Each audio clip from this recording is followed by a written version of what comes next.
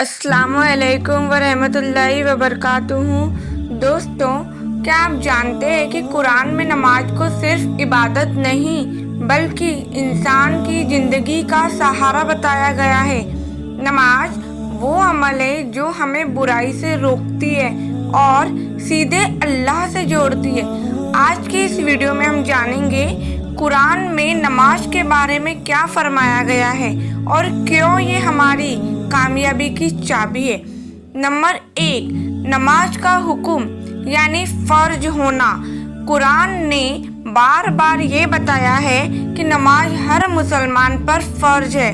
दूसरे पारे में आयत नंबर 43 में दिया है, और नमाज कायम करो, ज़कात दो और झुकने वालों के साथ झुको।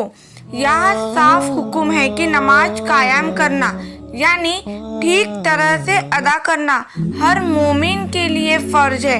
नंबर 2, नमाज का वक्त तय किया गया है और सूरह में आयत नंबर 103 में कहा गया है, नमाज ईमान वालों पर वक्त मुकर्रर करके फर्ज की गई है। यानी हर नमाज फजर, जोहर, असर, मगरिब, ईशा का एक तय वक्त है और उसे उसी वक्त पर पढ़ना चाहिए। नंबर 3, नमाज का मकसद 29 पारे में आयत नंबर 45, नमाज बुराई और अश्लील बातों से रोकती है। यानी सच्ची नमाज इंसान के दिल में तकवा यानी परहेजगारी पैदा करती है और उसे बुराई, गुनाह और जुल्म से दूर रखती है। नंबर 4, अल्लाह की याद के लिए नमाज 20 पारे में आयत नंबर 14 में दिया है कि मैं ही अल्लाह हूँ, मेरे सिवा कोई माबूद नहीं, तो मेरी इबादत करो और मेरी याद के लिए नमाज कायम करो। नमाज अल्लाह की याद का जरिया है। यानी जब बंदा सजदा करता है, तिलावत करता है, तब वह अपने रब के सबसे करीब होता है। नंबर 5, नमाज को न छोड़ने की आगाह 19 पारे में आयत नंबर 59। फिर उनके बाद कुछ ऐसे लोग आए जिन्होंने नमाज को छोड़ दिया और अपनी ख्वाहिशों के पीछे चल पड़े, तो वो जल्द ही गुमराही में पड़ जाएंगे। यानी जो लोग नमाज छोड़ देते हैं वो अल्लाह की रहमत से दूर हो जाते हैं और गुमराही में चले जाते हैं। नंबर 6, क़यामत के दिन पहला हिसाब नमाज से होगा। हदीस तिरमिजी, क़यामत के दिन बंदे से सबसे पहले नमाज का हिसाब लिया जाएगा। अगर वह ठीक हुई तो बाकी अमल भी ठीक होंगे। मतलब नमाज पूरे दिन का पैमाना है। अगर नमाज सही है तो बाकी सब भी ठीक होगा।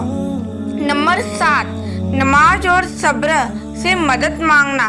सेकंड पारे में आयत नंबर 45, सब्र और नमाज के जरिए मदद मांगो। जब मुश्किलें आए, गम, परेशानी, डर, तो नमाज पढ़ो, क्योंकि उसी से दिल को सुकून और अल्लाह की मदद मिलती है।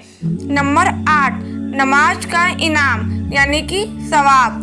सेकंड पारे में आयत 23 में दिया है कि कामयाब हुए वो मोमिन जो अपनी नमाज में खुशू है।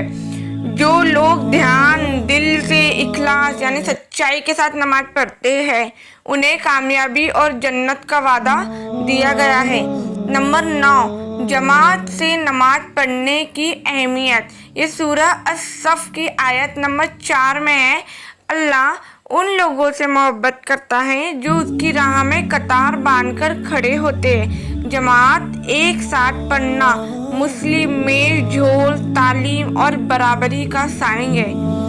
नंबर 10, नमाज छोड़ने वालों के अंजाम। सूरह अल-मुदस्सिर आयत 42 से 43 तक जहन्नमी कहेंगे, हमें जहन्नम में किस चीज़ ने डाला? वो कहेंगे, हम नमाज नहीं पढ़ा करते थे। यानी नमाज न पढ़ने वालों के लिए जहन्नम की सज़ा का साफ जिक्र है। नंबर 11, नमाज से मिलती है सुकून।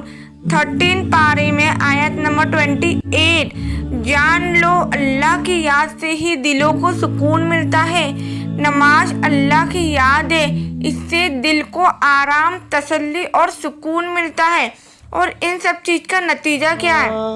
कुरान और हदीस दोनों में बताते हैं कि नमाज ईमान की रोशनी है, ये जन्नत की चाबी और गुनाहों से बचाव का हथियार है। इसे छोड़ना बड़ा गुनाह है और जो इसे अपनाता है अल्लाह उसके साथ रहमत का वादा करता है।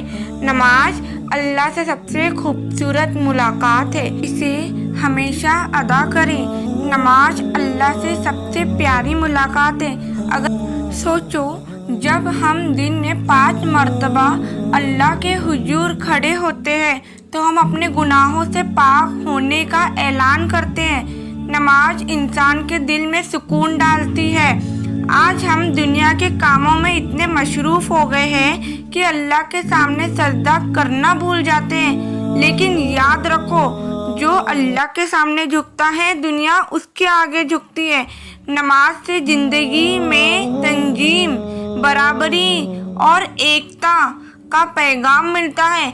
मस्जिद में अमीर हो या गरीब, सब एक साफ में खड़े होते हैं, एक ही अल्लाह के आगे सजदा करते हैं। नमाज अल्लाह से सबसे खूबसूरत मुलाकात है। अगर आपको ये बयान पसंद आया हो तो लाइक करें, शेयर करें और चैनल को सब्सक्राइब करें और ज़रूर करें। जज़ाकल्लाहु खैर। अल्लाह हाफिज़।